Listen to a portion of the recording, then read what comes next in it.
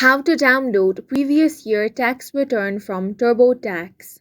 Hi guys, welcome to my channel. Let's begin. If this is your first time signing in this year, then sign into your TurboTax account and select continue on the screen showing your prior year summary. Make sure you're using the same TurboTax account. On the second screen, you want to scroll down and select your tax returns and documents. Now select the year you want, then select download/print return. Now, if you have started your return already, then make sure you're using the same TurboTax account as in the previous year. Then select documents from the menu. Now use the drop-down menu to choose the tax year you want and select download tax PDF.